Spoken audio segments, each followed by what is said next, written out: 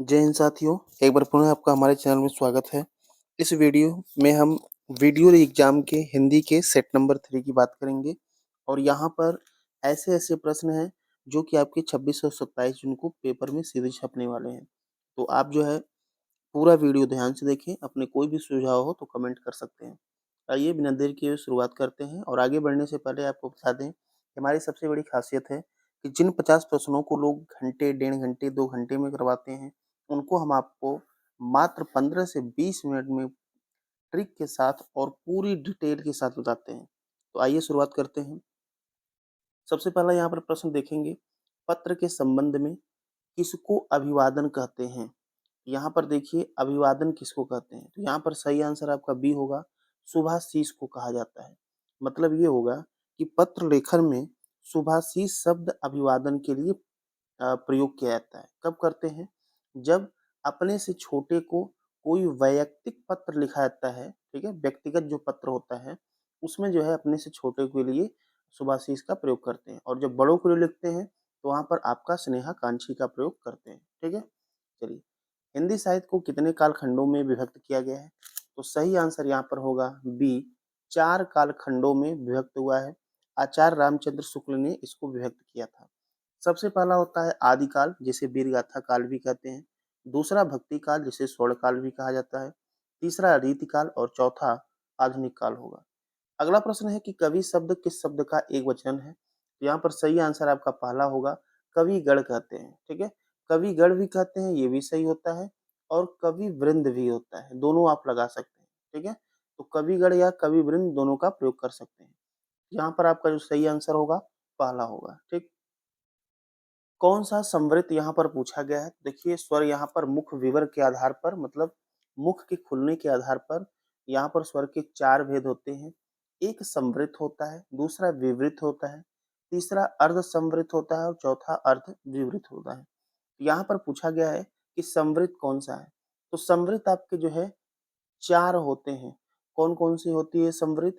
छोटी होता है, बड़ी ई, छोटा ऊ, बड़ा ऊ। ये चारों आपके समृद्ध होते हैं, ठीक है? जिसमें मुँह आपका लगभग बंद रहता है। ई, ऊ, ठीक है? ऊ कहते हैं। यहाँ पर ऑप्शन में यदि आप देखेंगे तो आपको सी वाला ऑप्शन ऐसा दिख रहा है, ठीक है? ये आपका समृद्ध हो गया। अगर अर्ध समृद्ध की बात करें तो ए होता है और कौन-सा होता है? ओ होता है। ए और ओ ये आपके अर्ध समृद्ध होते हैं। तो कुल मिला-जुला के 6 आपके स्वर यहाँ पर हो गए। बात करें विवृत, विवृत का मतलब होता है जिसमें आपका मुख पूरा खुले। एक ही ऐसा होता है जब आ करते हैं तो मुख पूरा खुलता है और आप जानते हैं जब बच्चा छोटा होता है तो यदि माँ को बच्चे को कुछ खिलाना होता है तो बोलती है बेटा बोलो आ, तो पूरा मुख खुलता है वहाँ पर उस कंडीशन में। यहाँ पर आ आपका हो जाएगा विवृत और अर्ध विवृत की बात करें तो शेष जो बचेगा वो अर्धविवृत हो जाएगा जैसे ए हो गया, औ हो गया, औ हो गया और आ हो गया जिसपे ये ठीक है ये वाला ठीक। इस तरह से ये आपके चारों इसके भेद होते हैं। फिलहाल जब पढ़ेंगे तब आपको ट्रिक के साथ डिटेल बताया जाएगा। आगे बात करें सन्यासी का यहाँ शुद्ध वर्तनी पूछा पूछा गया है। ध्यान दीजिएगा वेरी वेरी इंपॉर्टेंट ये वर्तनी है। 100 पे भी अंक की मात्रा होता है और आधा न भी होता है। अगले में भी शुद्ध वर्तनी पूछा गया तो सही आंसर यहाँ पर सी होगा, अध्ययन होगा। आप इसको लिख कर एक बार प्रैक्टिस करते रहें। सावधान का सही संधि विच्छेद पूछा गया है तो यहाँ पर इसका जो सही होगा डी हो जाएगा। सधन अवधान बराबर होता है सावधान, ठीक? तो सही आंसर यहाँ पर डी होगा और देखिए तो अ और अ मिल रहा है तो यहाँ पर आपका दीर्घ स्वर संधि होगा। दिगंबर का सही संधि विच्छेद पूछा गया है तो दिक धन अंबर बराबर दिगंबर होता है। अगर संधि की बात करें तो यहाँ पर व्यंजन संधि का प्रयोग हुआ है, ठीक है? और दिगंबर का मतलब क्या होता है? दिशाएं ही जिसका वस्त्र हो। शिव का भी एक नाम दिगंबर है, ठीक है? चलिए अगला यहाँ पर रातों रात में समास पूछा गया है। तो रातों रात को जो अगर हम तोड़ेंगे तो इसका मतलब होता है रात ही रात। मतलब जहाँ पर पुनरुक्त सूचक हो वहाँ पर क्या होता है? अव्ययी भाव समास होता है। तो यहाँ पर सही आंसर सी हो जाएगा। क्लियर? सही पूछा गया है कि समास का उदाहरण है तो सही आंसर आपका द्विगु होगा। जहाँ पर संख्यावाचक की बात होती है तो द्विगु समास होता है। सही का मतलब होता है 700 दोहों का समाहार। और सही जो लिखा गया है बिहारी के द्वारा लिखा गया है। बिहारी को गागर में सागर भरने वाला कवि बताया गया है। यहाँ पर दिया गया प्रज्ञ में उपसर्ग पूछा गया है तो यहाँ पर सही आंसर बी होगा प्रधनज्ञ। बराबर क्या हो जाएगा भाई, प्रज्ञ। प्रज्ञ का मतलब होता है चतुर या बुद्धिमान। अगला प्रश्न यहाँ पर है कि किस शब्द में उपसर्ग का प्रयोग नहीं किया गया है। तो आप ध्यान से इसमें देखेंगे तो देखिए प्रतिष्ठा में, ठीक है, भी उपसर्ग है, संस्कार में भी है और अधिकार में भी है, ठीक है। लेकिन यहाँ पर जो आपका प्रश्न है इसमें जो है कोई भी उपसर्ग का प्रयोग नहीं है। प्रतिष्ठा का करेंगे तो प्रतिधन स्था हो जाएगा, अधिकार का अधिधनकार, संस्कार का समधनकार हो जाएगा। क्लियर। चलिए अगला प्रश्न देखते हैं। बैठक शब्द में प्रत्यय पूछा गया है, कौन सा होगा। तो देख लीजिए इसमें बैठक में जो प्रत्यय होगा ये ऑप्शन नंबर डी होगा, बैठ धन क, और यहाँ पर कृत प्रत्यय का प्रयोग है, ठीक है। जब हम क्रिया में जोड़ते हैं तो कृत प्रत्यय होता है, तद्धित प्रत्यय होता है, संज्ञा सर्वनाम विशेषण और अव्यय के साथ जुड़ता है। अगला यहाँ पर दिया गया तत्सम कौन सा है, यहाँ पर देख लीजिए आसानी से आप बता सकते हैं। तत्सम यहाँ पर डी होगा, अग्नि आपका तत्सम है। इसका तद्भव बनाएंगे तो आग होगा। जत्था जो होता है यूथ को कहा जाता है। और यहाँ पर दिया गया है तपसी, तपसी जो है तपस्वी को कहते हैं। और थोड़ा जो दिया गया है ये स्तोक को कहा जाता है। क्लियर है। चलिए यहाँ पर तद्भव नहीं है ये पूछा गया है, मतलब तत्सम कौन सा है। यहाँ पर अधर दिया गया है। अधर का मतलब जो होठ के नीचे वाला होठ होता है उसे अधर कहते हैं। जैसे मुरलीधर भगवान श्री कृष्ण को कहते हैं तो नीचे वाले हिस्से को जो है अधर कहा जाता है, ठीक है। तो मुरलीधर इसीलिए कहते हैं क्योंकि उनकी बांसुरी जो है नीचे वाले होठ पर होती है। दांत का आपका तत्सम दंत हो जाएगा, आंख का अक्षी हो जाएगा, कान का कर्ण हो जाएगा। चलिए आगे बात करते हैं। चलिए अगले प्रश्न की बात कर लेते हैं। अगला यहाँ पर घोड़ा का तत्सम रूप पूछा गया है, तो घोड़ा का यहाँ तत्सम रूप जो होगा ये घोटक हो जाएगा, ठीक है। तो सही आंसर आपका यहाँ पर सी बनने वाला है। बाकी ये जो अश्व है ये भी घोड़ा का पर्यायवाची है। जो घट दिया गया है, घट जो है ये तत्सम होता है, इसका तद्भव घड़ा होता है, और घटक का मतलब बनाने वाला। तद्भव शब्द का चयन करना है। यहाँ पर जो आपका तद्भव शब्द होगा ये बी निडर होगा, ठीक है। निडर आपका जो है तद्भव यहाँ पर हो जाएगा। बाकी सुर गति कमल ये आपका तत्सम हो जाएगा, ठीक। चलिए आगे बात कर लेते हैं। अगला दिया गया है व्यक्तिवाचक संज्ञा यहाँ पर चुनना है। तो मोहन एक परिश्रमी ईमानदार बालक है, तो मोहन यहाँ पर व्यक्तिवाचक हो जाएगा। बाकी परिश्रमी और ईमानदार ये विशेषण हो जाएगा, और बालक जो है ये भी क्या हो जाएगा, संज्ञा होगा, लेकिन ये व्यक्तिवाचक नहीं होगा। चलिए ये जातिवाचक हो जाएगा। तेजाब में कौन सी संज्ञा है पूछा गया है, तो सही आंसर यहाँ पर आपका सी हो जाएगा। तेजाब द्रव्य का बोध करवा रहा है, इसीलिए यहाँ पर द्रव्यवाचक संज्ञा होगा। श्रोता के लिए किस सर्वनाम का प्रयोग किया जाता है, तो देख लीजिए श्रोता के लिए जो है अगर हम बात करेंगे तो सही आंसर यहाँ पर बनेगा बी, मध्यम पुरुषवाचक सर्वनाम का प्रयोग करते हैं। श्रोता या पाठक दोनों के लिए हम मध्यम का बात करते हैं, ठीक है। और लेखक या वक्ता के लिए उत्तम पुरुषवाचक का प्रयोग करते हैं, और अन्य तो एक अलग होता है। अगला यहाँ पर दिया गया प्रताप सिंह का घोड़ा काला है। काला शब्द विशेषण की दृष्टि से क्या है, तो काला यहाँ पर जो है विधेय विशेषण है। अब देखिए यहाँ पर जो काला है विशेषण है, ये कर्ता के बाद आया है। अगर कर्ता के बाद आता है तो ये विधेय विशेषण होता है। यदि कर्ता के पहले आता तो उसे उद्देश्य विशेषण या विशेष्य विशेषण भी कहते हैं। अगला दिया गया है सीमांत पकौड़े खा रहा है। तो यहाँ पर सीमांत में क्रिया का भी बताना है, पकौड़े खा रहा है। तो देखिए क्रिया सकर्मक अकर्मक क्लियर करने के लिए जो खा रहा है, जो क्रिया दिया है उसके पहले किसको लगाकर प्रश्न करिए। अगर उत्तर मिल गया तो सकर्मक, नहीं मिला तो अकर्मक। खा रहा है, किसको खा रहा है, पकौड़े को खा रहा है। यहाँ पर आपका सकर्मक क्रिया हो जाएगा, सही आंसर बी होगा। चलिए आगे बात कर लेते हैं। अगला यहाँ पर प्रश्न है भला मैं क्या कर सकती हूँ, वाक्य में भला शब्द क्या है। यहाँ पर भला आपका अव्यय हो जाएगा। क्लियर है। अव्यय पूछा गया है तो, और यहाँ पर अव्यय है समुच्चय बोधक अव्यय है। समुच्चय बोधक में समानाधिकरण अव्यय है, ठीक है। अरण्य का पर्यायवाची पूछा गया कौन सा नहीं है। यहाँ पर देखिए विपिन कानन कांतार, अरण्य एक जंगल का पर्यायवाची है। जबकि जो सुरभोग है इसको अमृत कहते हैं। सुर का मतलब होता है देवता, भोग मतलब भोग करना, तो देवता जो थे वो अमृत का भोग किए थे। कौन सा शब्द गणेश का पर्यायवाची नहीं है, यहाँ पर ये पूछा गया है। तो सही आंसर आपका सी हो जाएगा।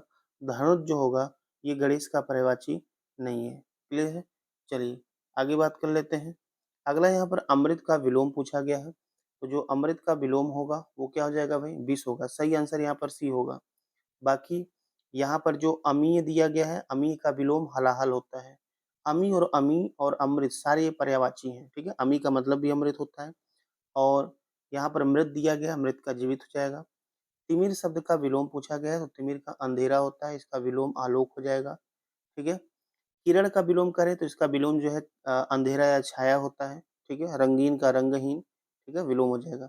जो चाहे करो बस हमें तंग न करो, बीच में कौन-सा यहाँ पर भरेंगे? तो देखिए यहाँ पर हम यदि एक वाक्य या वाक्यांश का दूसरे वाक्य या वाक्यांश के साथ संबंध बनाते हैं, तो यहाँ पर अर्धविराम का प्रयोग करते हैं और अर्धविराम इस तरह से होता है, ठीक है? तो सही आंसर यहाँ पर बी होगा, ठीक है? आगे दिया गया है, भारत में निर्धनता निर्मूलन कार्य गति से नहीं हो सका, तो गति कौन-सी होती है भई? यहाँ पर गति कौन-सी होगी? सही आंसर आपका सी होगा, प्रशंसनीय गति, ठीक है? मतलब अच्छी गति से नहीं हो सका। जो भेदा या तोड़ा न जा सके, उसे क्या कहते हैं? तो सही आंसर पहला हुआ, उसे अभेद्य कहा जाता है, ठीक है? बाकी दुर्भेद मतलब जिसे भेदना कठिन हो, ठीक है? नैवेद्य, धूप, दीप, नैवेद्य, आरती, नैवेद्य का मतलब क्या होता है? भोग होता है, जो ईश्वर को लगाते हैं, ठीक है? लेकिन भोग लगाने के बाद जो चढ़ाने के बाद भक्त जो ले जाते हैं उसे प्रसाद कहा जाता है, ठीक है? संवेद्य, संवेद्य का मतलब होता है अनुभव करना, ठीक है? चलिए आगे बात कर लेते हैं, अगला प्रश्न, जिसमें जानने की इच्छा हो उसे जिज्ञासु कहते हैं, जितेंद्रिय मतलब इंद्रियों को जीतने वाला, अजेय जो न हारे, जलचर जल में रहने वाला, आग में घी डालना का मतलब होता है क्रोधी को और अधिक उत्तेजित करना। चलिए आगे बात कर लेते हैं, अगला यहाँ पर प्रश्न आपका है, एक सेकेंड, हाँ, अगला प्रश्न यहाँ पर तू डाल डाल मैं पात पात, इसका अर्थ क्या मतलब है? चालाकी का जवाब चालाकी से देना। अंधी पीसे कुत्ता खाए, इसका मतलब होता है अयोग्य शासक के कारण कुप्रशासन, ठीक है? तो सही आंसर आपका बी हो जाएगा। यद्यपि मोहन धनी है तथापि बहुत दुखी है, तो इसका जो सही आंसर आपका होगा वो सी होगा, यहाँ पर मिश्र वाक्य होगा। तो मिश्र वाक्य में यद्यप, तथापि, यदि तो, ज्यों त्यों, जब तक, तब तक, इन सब शब्दों का प्रयोग करते हैं।